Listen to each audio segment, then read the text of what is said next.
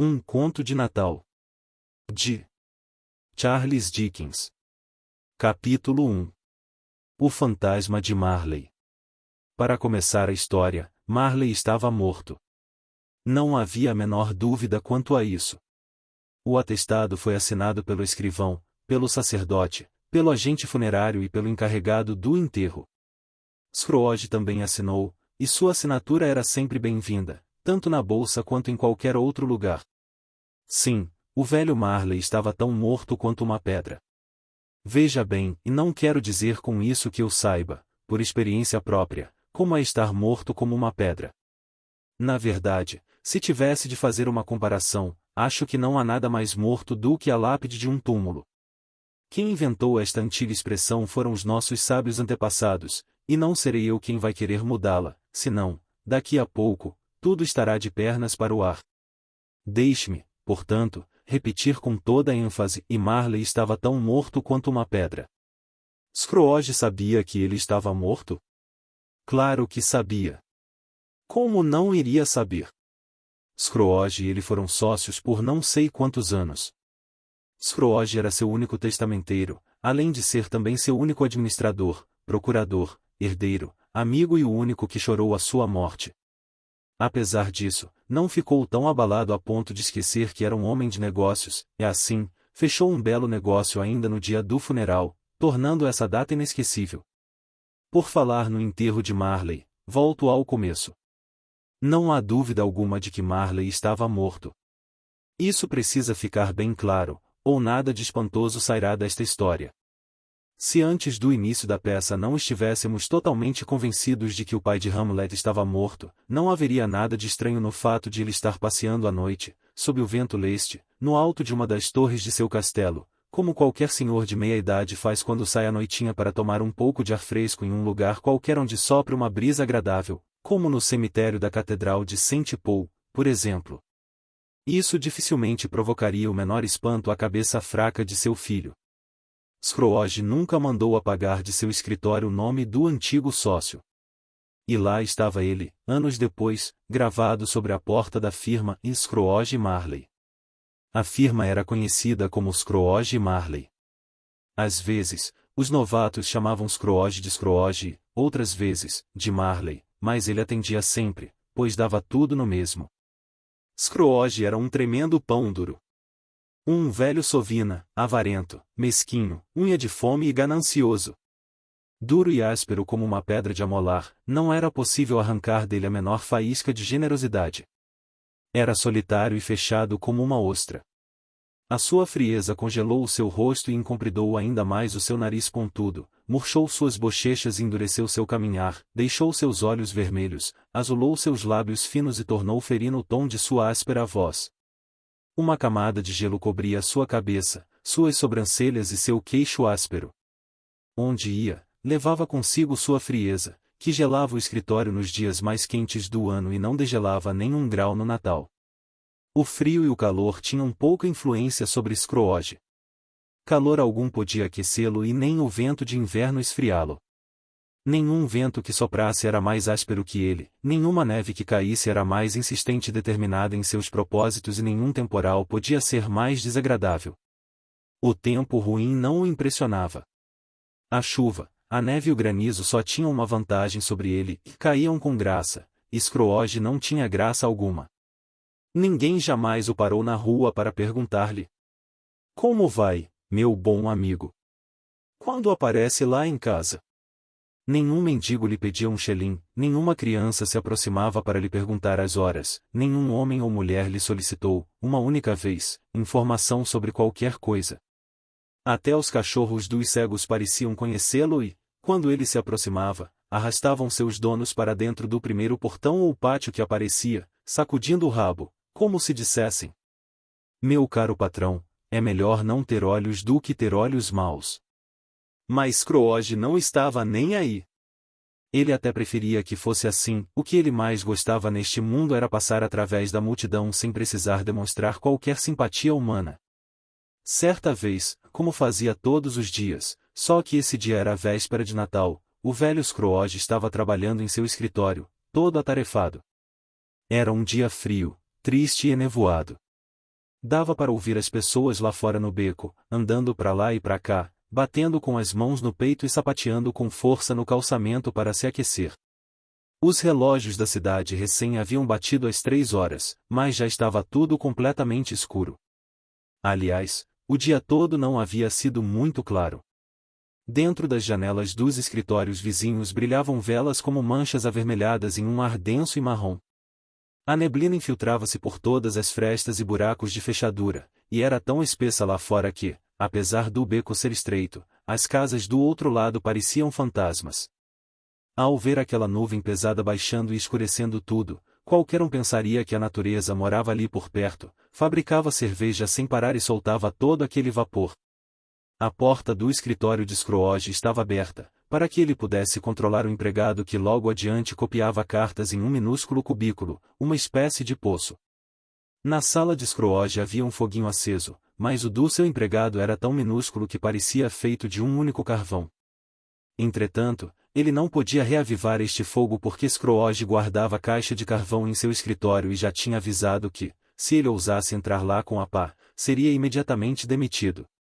Assim, o escrevente dava mais uma volta no cachecol branco e tentava aquecer-se na chama da vela, objetivo que jamais alcançava. Feliz Natal, titio! Que Deus o abençoe! Exclamou a voz alegre do sobrinho de Scrooge, tão repentinamente que parecia até ter chegado antes de seu dono. Bah! Disse Scrooge. Que bobagem!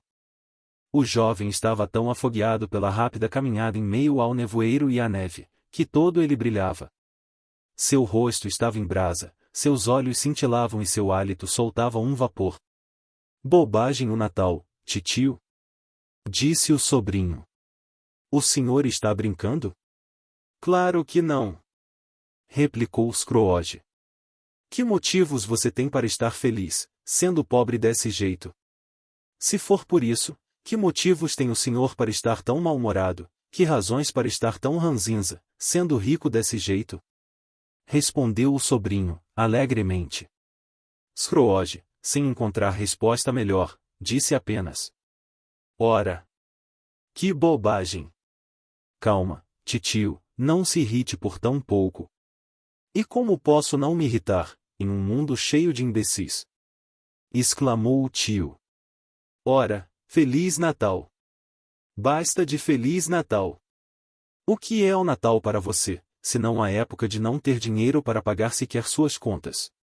A época de se dar conta de que está um ano mais velho e nem uma hora mais rico, o momento para fazer um balanço nos livros de contabilidade e ver que cada item, nestes 12 últimos meses, só lhe trouxe prejuízo? Por mim, continuou Scrooge, indignado, cada idiota que saísse por aí desejando Feliz Natal deveria ser fervido, misturado junto com seu bolo de Natal e enterrado com um galho de pinheirinho no coração, isso sim. Titio! Suplicou o sobrinho. Meu sobrinho! Respondeu o tio, acidamente. Passe o Natal como bem entender e deixe que eu passe o meu à minha maneira. Como, à sua maneira? O senhor não o passa de maneira alguma. Então me deixe em paz e tire dele um bom proveito. O mesmo proveito que sempre tirou. Disse Scrooge. Muitas coisas boas me aconteceram sem que eu tirasse proveito algum, e o Natal é uma delas, replicou o sobrinho. Apesar de ser uma festa sagrada, não a vejo somente assim, mas também como uma época muito agradável, uma época de gentileza, perdão, caridade e alegria. A única que eu conheço, no longo calendário do ano, na qual homens e mulheres parecem abrir de boa vontade seus corações fechados e pensar nas pessoas mais pobres como seus legítimos companheiros na viagem para o túmulo, e não como uma raça estranha, viajando para um outro lugar. Por isso, titio, embora o Natal nunca tenha colocado uma moeda de ouro ou de prata no meu bolso, ainda acho que ele me fez, e fará, ainda, muito bem. E que Deus o abençoe. O empregado, sem se dar conta, aplaudiu lá do seu cubículo. Percebendo imediatamente a gafe, começou a mexer no fogo, e acabou apagando o resto da chama que lhe aquecia. Se eu escutar mais um pio, você irá festejar o Natal no olho da rua. Xingou Scrooge. Depois virou-se para o sobrinho e acrescentou: você é realmente um orador extraordinário, Por que não se candidata ao parlamento? Não se zangue, titio, deixe disso. Vamos, venha cear conosco, amanhã. Scrooge disse que preferia mesmo era ir para o... Sim, é isso mesmo. Pronunciou a frase toda e disse que preferia ir para o inferno, do que ir cear com eles. Mas por quê? Insistiu o sobrinho. Por que você se casou, afinal? Foi a resposta de Scrooge. Porque me apaixonei. Por que se apaixonou? Resmungou Scrooge, como se essa fosse a única coisa do mundo ainda mais ridícula do que um Feliz Natal. Tenha um bom dia. Um momento, titio. Você nunca me visitou antes de meu casamento. Por que agora usa isso como desculpa para não vir? Tenha um bom dia. Repetiu Scrooge. Não quero nada que é seu, não estou lhe pedindo nada. Por que não podemos ser amigos? Tenha um bom dia.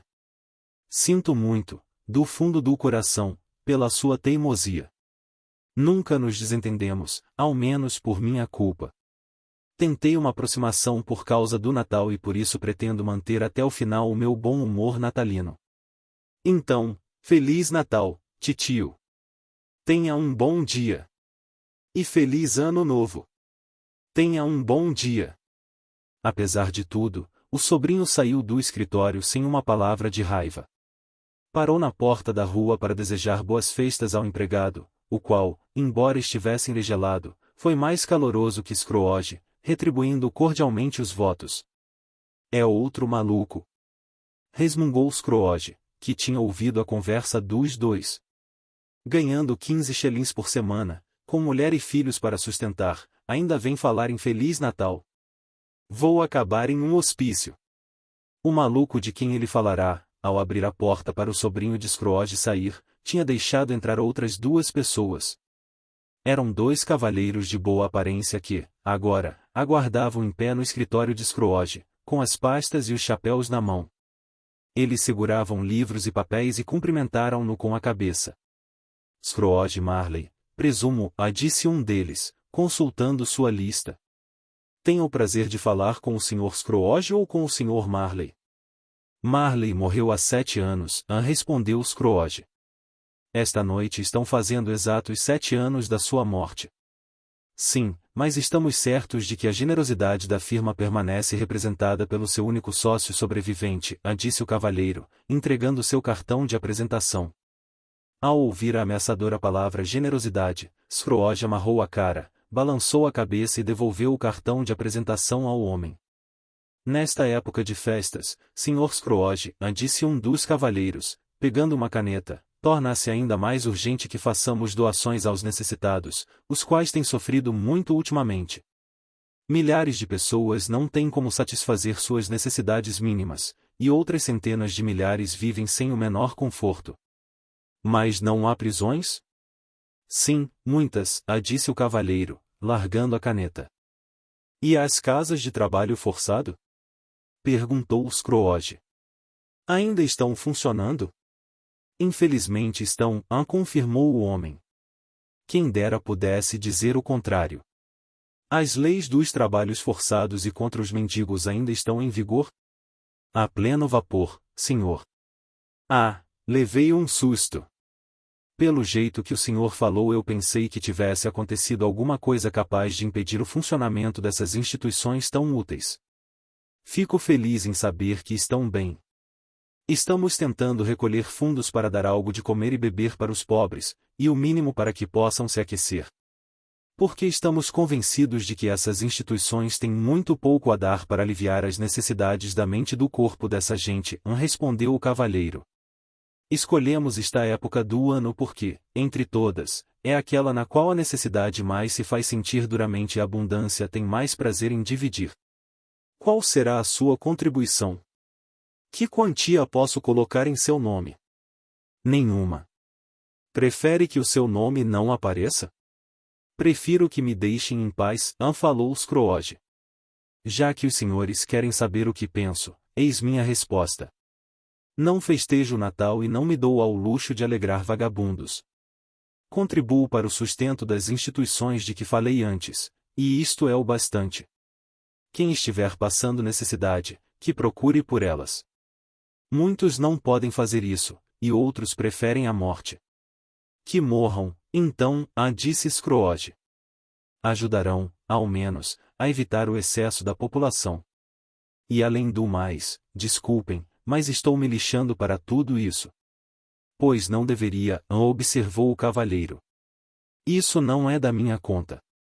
Já é mais do que o suficiente que um homem se ocupe de seus próprios negócios, sem atrapalhar os dos outros. Os meus ocupam todo o meu tempo. Boa tarde, senhores. Os dois cavalheiros, percebendo que seria inútil insistir, retiraram-se. Scrooge retomou seu trabalho ainda mais satisfeito consigo mesmo e com um humor melhor do que nunca. Enquanto isso, a neblina e a escuridão tinham ficado tão densas que algumas pessoas surgiram com tochas, oferecendo-se para mostrar o caminho a quem estava a cavalo ou em carruagens. A antiga torre de uma igreja, cujo velho sino espiava disfarçadamente para Scrooge do alto de uma janela gótica, ficou invisível e deu as horas dentro das nuvens, com vibrações trêmulas, como se lá no alto a sua cabeça gelada estivesse batendo os dentes. O frio aumentava. Na esquina da rua principal, alguns operários que estavam consertando a tubulação de gás acenderam um grande fogo em um fogareiro, e logo se reuniu uma pequena multidão de homens e rapazes maltrapilhos em volta dele, esquentando as mãos e piscando os olhos, deliciados. Na fonte pública abandonada, uma gota prestes a pingar congelou-se e virou um pedaço solitário de gelo. O brilho das lojas iluminadas, com as vitrines decoradas com ramos de pinheiro e cerejinhas, avermelhava os rostos pálidos dos que passavam. As mercearias pareciam uma verdadeira festa, e era impossível acreditar que coisas tão fúteis quanto a compra, a venda e a pechincha tivessem alguma coisa a ver com elas. O prefeito, em sua poderosa prefeitura, dava ordens a seus 50 cozinheiros empregados, para garantir que o Natal fosse comemorado com toda a fartura que merecia a casa oficial. E até o alfaiate, que havia sido multado por andar bêbado pelas ruas, preparava massa para o bolo de Natal em sua pequena casa, enquanto sua esposa magrela saía com o filhinho para comprar carne. E cada vez mais névoa e frio. Um frio cortante, agudo, penetrante. Se o bom São Dunstan, padroeiro dos ferreiros, tivesse salpicado o nariz do diabo com um pouco desse clima, em vez de usar suas armas habituais, aí sim o Satã urraria com toda sua força. O dono de um minúsculo e jovem nariz, corroído pelo esfomeado frio como um osso roído por um cão, parou na porta de Scrooge para alegrá-lo com um canto de Natal. Mas assim que ouviu os primeiros sons: Deus o abençoe, feliz cavalheiro! Que nada o faça desesperar! Scrooge agarrou a régua com tanta raiva que o garoto fugiu apavorado, deixando a porta entregue à neblina e ao frio, bem mais acolhedores que o dono da casa. Finalmente a hora de fechar o escritório soou. De má vontade, Scrooge desceu de seu alto tamborete e avisou o ansioso escrevente em seu cubículo, que tratou logo de soprar a vela e botar o chapéu na cabeça. Suponho que vai querer tirar uma folga amanhã, não é? Perguntou Scrooge. Se não for incômodo. É incômodo e injusto, disse Scrooge. Se eu quisesse descontar este dia do seu salário, você acharia errado, não é? O empregado sorriu amarelo. Mas acha certo que eu lhe pague um dia de salário sem que você trabalhe, continuou Scrooge. O empregado disse que isso acontecia somente uma vez por ano. Uma desculpa muito esfarrapada para meter a mão no bolso de um homem a cada 25 de dezembro. Exclamou Scrooge, abotoando o casacão até o queixo. Mas não tem solução. Então trate de chegar bem cedo na manhã seguinte. O empregado prometeu e Scrooge saiu para a rua, resmungando. Em um minuto o escritório estava fechado, e o empregado, com as longas pontas do cachecol branco que lhe iam até a cintura, pois não podia se dar ao luxo de ter um casacão, comemorou a véspera de Natal deslizando 20 vezes num escorregador, em um parque, antes de ir correndo para casa brincar de cabra cega. Scrooge comeu seu triste jantar na não menos triste taberna de sempre e, depois de ler todos os jornais e examinar a sua conta bancária, foi para casa dormir. Ele morava em um lugar que tinha pertencido ao seu falecido sócio, uma série de quartos sombrios num prédio muito estranho, esquecido no fundo de um pátio. Não se podia deixar de imaginar que o prédio havia corrido para lá quando era um prédio criança, brincando de esconde-esconde com os outros, e acabou esquecendo o caminho de volta, ficando lá para sempre. Agora estava velho e assustador, pois afora Scrooge, ninguém mais morava lá, e as outras peças serviam de escritório. O pátio estava tão escuro que até mesmo Scrooge, que conhecia cada pedra dele, se viu obrigado a tatear para achar o caminho. A bruma e o gelo se acumulavam de tal jeito sobre o velho e negro portão do prédio, que parecia que o gênio das estações tinha sentado na soleira da porta para ali fazer alguma fúnebre meditação. A tranca da porta do prédio era muito grande. Scrooge a via todos os dias, de manhã e à noite, desde que tinha se mudado para lá. Ele era um homem totalmente sem imaginação, como qualquer homem do centro financeiro de Londres, incluindo-se aqui os membros da municipalidade, os assessores e os criados, o que não é pouca coisa. Naquele dia, ele lembrou de Marley uma só vez, quando disse aos visitantes que o sócio tinha morrido há 7 anos. Por isso, achou estranho, ao colocar a chave na fechadura, ter visto na tranca, sem que ela tivesse passado por qualquer mudança nesse meio tempo, não uma tranca, mas o rosto de Marley. Sim, o rosto de Marley. Ele não estava na escuridão, como os outros objetos no pátio, mas iluminado por uma luz fraca, e chamava a atenção como uma lagosta estragada em uma despensa escura. Não estava irritado nem colérico, mas olhava para Scrooge do jeito que Marley costumava olhar, com os óculos fantasmagóricos levantados sobre uma fantasmagórica testa. Os cabelos se moviam de uma maneira estranha, como se uma brisa ou uma baforada de ar quente soprasse neles, e os olhos, embora estivessem arregalados, não se mexiam. Tudo isso e mais a sua cor pálida o tornavam assustador. Mas o horror parecia não ter nada a ver com o rosto, agindo por conta própria e sem fazer parte de sua expressão. Scrooge viu tudo isso e a tranca voltou ao normal.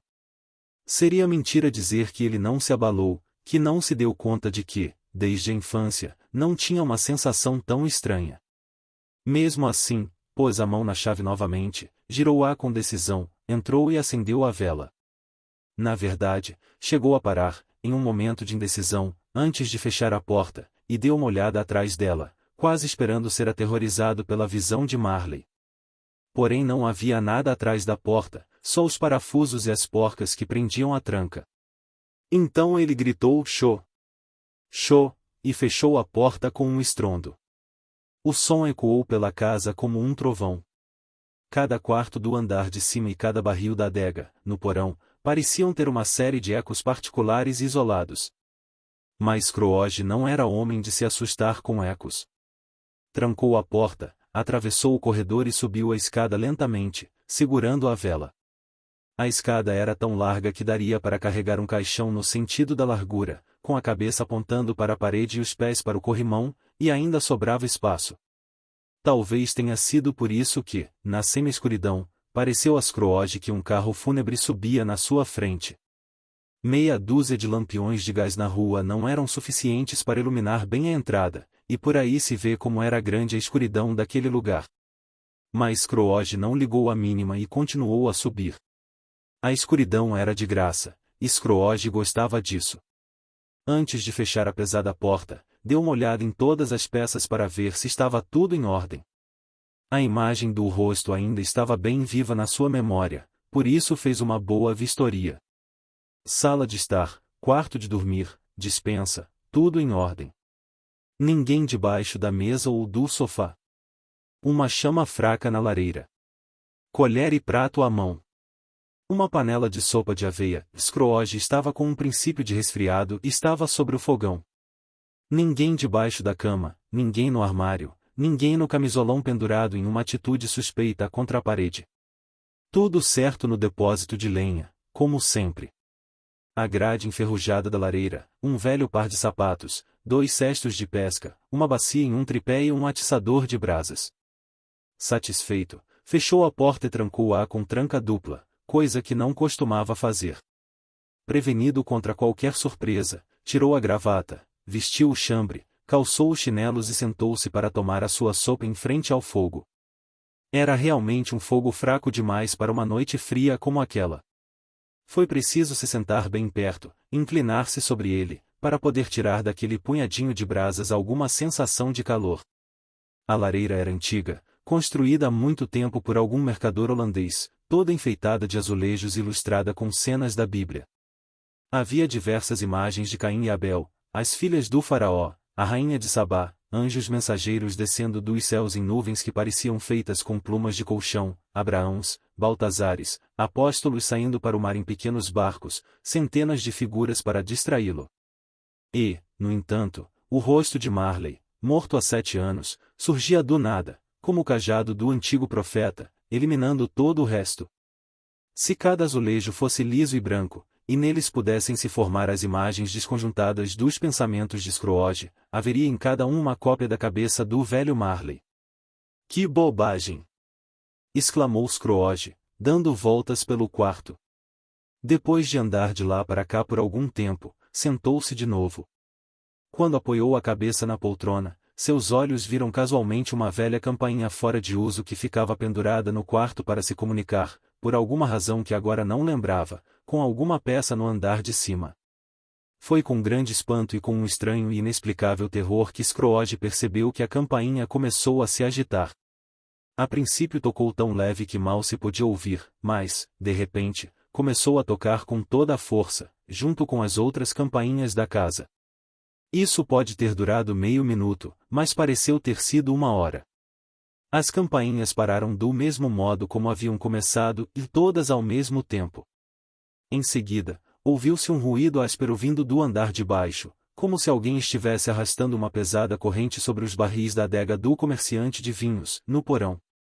Scrooge se lembrou de ter ouvido falar que fantasmas em casas mal assombradas costumam arrastar correntes. Então a porta da adega se abriu com um ruído muito forte, e Scrooge escutou ruídos cada vez mais altos no andar de baixo. Eles subiam pelas escadas e vinham em direção à porta. Mais bobagens! Disse Scrooge. Não vou acreditar nisso. Mas ele mudou de cor quando o barulho passou através da pesada porta e entrou na peça, bem diante de seus olhos. No mesmo instante, a chama quase apagada se acendeu, como se quisesse gritar: "Eu o conheço, é o fantasma de Marley", e voltou a se apagar. Era o mesmo rosto, exatamente o mesmo. Marley, com seu cabelo preso em um rabicho, o mesmo colete, as mesmas calças justas e as botas de sempre. As borlas das roupas, o rabicho, as abas do casaco e os cabelos no alto de sua cabeça estavam todos arrepiados. A longa corrente que arrastava estava presa à sua cintura e se enrolava atrás dele como uma cauda. Vendo-a mais de perto, Scrooge percebeu que era feita de cofrinhos, chaves, cadeados, livros contábeis, escrituras e bolsas pesadas, tudo de ferro. O corpo de Marley era transparente, e Scrooge podia ver através do colete os 2 botões nas costas do seu casaco. Várias vezes Scrooge tinha ouvido dizer que seu sócio era um homem sem entranhas, mas até aquele momento não acreditara nisso. E tampouco podia acreditar agora. Embora visse o fantasma de Marley na sua frente, embora sentisse a influência enregelante de seus olhos, frios como a morte, e reparasse até mesmo na grossura do lenço amarrado em torno de seu queixo e de sua cabeça, que não havia reparado antes, ainda assim não acreditava e lutava contra aquilo que os seus próprios olhos mostravam. Então, disse Scrooge, frio e mordaz como sempre. O que quer de mim? Muita coisa, respondeu a voz, que era, sem dúvida nenhuma, de Marley. Quem é você? Pergunte quem eu era. Que seja, quem era você, então? Perguntou Scrooge, erguendo a voz. Você é estranho demais para um simples fantasma. Em vida, fui seu sócio Jacob Marley. Você pode, quer dizer, consegue se sentar? Perguntou Scrooge, com um olhar cheio de dúvidas. Sim, posso. Sente-se, então. Scrooge fez a pergunta pois não sabia se um fantasma tão transparente teria condições de sentar-se em uma cadeira, e caso isso fosse impossível, poderia ocorrer a necessidade de uma explicação embaraçosa. Mas o fantasma sentou-se do outro lado da lareira, como se estivesse habituado a fazer isso. Você não acredita em mim? Observou o fantasma. Claro que não. E que provas deseja de que eu existo, além daquelas que os seus olhos e ouvidos já lhe deram? Não sei. Por que duvida de seus sentidos? Porque qualquer coisinha os afeta. Uma ligeira indisposição do estômago pode enganá-los. Você pode ser a consequência de um pedaço de bife mal digerido, um grão de mostarda, um naco de queijo ou um pedaço meio cru de batata. Scrooge não tinha o hábito de fazer piadas, e do fundo do seu coração, naquele momento, não estava com nenhuma vontade de fazer graça. A verdade é que ele tentava ser engraçado para distrair a sua própria atenção e diminuir seu terror, já que a voz do fantasma o apavorava até a medula dos ossos. Scrooge sentia que ficar ali sentado em silêncio, por alguns momentos, olhando para aqueles olhos fixos e imóveis, lhe daria nos nervos. Além disso, havia algo de horrendo envolvendo o espírito, que tornava infernal a atmosfera ao seu redor. Scrooge não podia sentir isso, mas claramente era o que ocorria, porque o fantasma estava completamente imóvel, porém seus cabelos e suas roupas se agitavam como se estivesse soprando o vapor quente de um forno sobre eles. Está vendo este palito? Perguntou Scrooge, tentando novamente desviar de si, ao menos por um instante, o olhar petrificado da aparição. Estou, respondeu o espírito. Você não está olhando para ele, disse Scrooge. Não importa, respondeu o fantasma. Mesmo assim, estou vendo. Basta! Disse Scrooge. Não vou engolir isso, nem passar o resto da minha vida sendo perseguido por uma legião de diabinhos que eu mesmo criei. Bobagens! Tudo não passa de uma grande bobagem. O fantasma, em resposta, deu um grito tão assustador e sacudiu as correntes com um som tão apavorante, que Scrooge se agarrou com todas as forças à cadeira para não cair desmaiado. Seu horror aumentou ainda mais quando o fantasma retirou a atadura em volta do queixo, como se estivesse quente demais para usá-la ali dentro, fazendo com que seu maxilar inferior caísse até o peito. Scrooge caiu de joelhos e exclamou, cobrindo o rosto com as mãos. Piedade!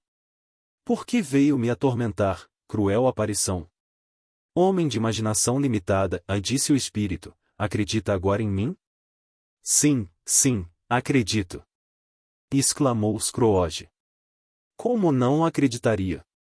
Mas por que os espíritos estão andando pela terra? E por que vêm me visitar? Exige-se de todo homem que o espírito dentro dele visite os seus semelhantes, viajando a lugares distantes. Mas se ele não fizer isso enquanto estiver vivo, terá de fazer depois da morte. É obrigado, ó pobre dele, a vagar pelo mundo e a ver acontecimentos dos quais não pode mais participar, mas deveria ter participado quando ainda estava na terra, transformando-os em felicidade. O espírito deu outro grito pavoroso, sacudiu novamente a corrente e torceu suas mãos fantasmagóricas. Você está acorrentado, disse Scrooge, tremendo. Diga-me por quê. Carrego a corrente que fiz em vida, respondeu o fantasma. Fiz cada um destes elos, metro por metro, e enrolei-os em volta da cintura, por minha livre vontade, e por livre vontade arrasto-os por toda a parte. Olhe para esta corrente, não se parece com alguma que você conhece? Scrooge tremia cada vez mais. Ou você saberia o peso e o comprimento da corrente que você mesmo carrega? Há 7 natais, ela era tão pesada e comprida como esta. Desde então você tem feito de tudo para aumentá-la, e agora ela está pesadíssima. Scrooge olhou ao redor, por toda a peça, esperando se ver rodeado por uma imensa corrente de ferro. Mas não conseguiu ver coisa alguma. Jacob! Disse ele, implorando. Velho Jacob Marley, me conte mais. Dê uma palavra de consolo à minha pobre alma, Jacob. Não tenho nenhuma palavra de consolo para dar, respondeu o espírito. O consolo vem de um outro lugar, Ebenezer Scrooge, e é dado por outros mensageiros a outros tipos de homens. Não posso nem lhe dizer tudo o que gostaria. Tenho muito pouco tempo. Não posso descansar, nem ficar aqui ou em lugar algum. Escute agora o que tenho para lhe dizer, meu espírito nunca foi além de nosso escritório, ai de mim. Nem nunca saiu dos limites estreitos de nossa caixa registradora. Agora, longas viagens me esperam. Scrooge tinha o costume de pôr as mãos nos bolsos das calças toda vez que estava preocupado. E, enquanto pensava sobre o que o espírito tinha dito, fez o mesmo gesto, mas sem levantar os olhos ou ficar de pé. Você deve estar viajando muito devagar, Jacob, observou Scrooge, como quem está tratando de negócios, ainda que em um tom mais humilde e respeitoso. Devagar? Repetiu o espírito. Sim, e murmurou Scrooge. Morto há 7 anos e viajando até agora? O tempo todo. Sem descanso nem paz, em um remorso sem fim e torturante. E viaja depressa? Quis saber Scrooge. Nas asas do vento, respondeu o espírito. Poderia ter percorrido uma boa distância nestes 7 anos, disse Scrooge. Ao ouvir isso, o espírito deu outro grito e fez as correntes ressoarem de forma tão pavorosa no silêncio da noite que a polícia teria toda a razão em acusá-lo de perturbar a ordem pública. Oh, cativo, aprisionado e duplamente acorrentado, e gritou o fantasma. Sem saber que séculos de trabalho incessante das criaturas imortais nesta terra passarão para a eternidade antes que todo o bem de que ela precisa se converta em realidade. Sem saber que um espírito cristão e caridoso, agindo em sua pequena área, seja ela qual for, descobrirá que sua vida mortal é curta demais para possibilidades tão grandes de aplicação. Sem saber que não há remorso que pague as oportunidades perdidas da vida. No entanto, eu era assim. Exatamente assim. Mas você sempre foi um excelente homem de negócios, Jacob. Gaguejou Scrooge, tentando justificar a si mesmo com aquelas palavras. Negócios? Gritou o fantasma, torcendo novamente as mãos. A busca da fraternidade e do bem comum é que deveria ter sido o meu negócio. A caridade, a misericórdia, a tolerância, a paciência, a bondade, tudo isso era parte do meu negócio e eu não sabia. Meus assuntos financeiros eram apenas uma gota d'água no enorme oceano dos meus negócios. Ele esticou os braços e ergueu suas correntes, como se elas fossem a causa de seu inconsolável sofrimento, e depois deixou-as cair pesadamente ao chão. Nesta época do ano, meu sofrimento aumenta, disse o fantasma. Por que caminhei entre as pessoas e não olhei para elas? Por que nunca ergui os olhos para ver a estrela sagrada que conduziu os reis magos à manjedoura humilde? Como se não houvesse pobres casebres para os quais aquela luz poderia ter me conduzido. Scrooge ficou muito perturbado ouvindo a lamentação do espírito e começou a tremer. Ouça! Exclamou o fantasma. Meu tempo está acabando. Está bem, disse Scrooge, mas não seja muito duro comigo, Jacob. Não seja tão exagerado, por favor. Não sei lhe explicar como foi que apareci aqui de uma forma que você pudesse me ver. Estive sentado ao seu lado, por muitos e muitos dias, sem que você percebesse. Não era agradável imaginar isso. Scrooge sentiu calafrios e enxugou a testa molhada de suor. Esta não é a parte mais leve do meu castigo, prosseguiu o fantasma. Estou aqui, esta noite, para lhe avisar que você ainda tem uma chance de escapar do meu terrível destino, uma chance que consegui para você, Ebenezer. Você sempre foi um bom amigo para mim, disse Scrooge. Muito obrigado. 3 espíritos virão visitar você, disse o fantasma. Scrooge ficou quase da cor do espírito. É esta a chance e a esperança de que você falou, Jacob? Perguntou, com a voz trêmula. Exatamente. Bem, então eu preferiria não ter chance alguma, lhe disse Scrooge. Sem a visita deles, não há esperanças de que você escape do caminho que eu estou percorrendo. Espero primeiro amanhã, quando os sinos baterem a primeira hora. Não poderiam vir todos juntos e acabarmos logo com isso, Jacob? Espero o segundo, na noite seguinte, à mesma hora. E o terceiro na outra, após a última batida da meia-noite.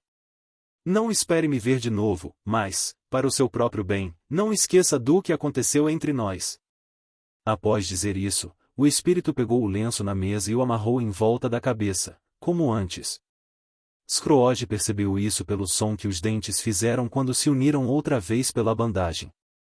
Só então ousou erguer a cabeça e olhar para o sobrenatural visitante, que continuava parado à sua frente, em pé, com a corrente enrolada ao redor do corpo e a ponta pendurada no braço.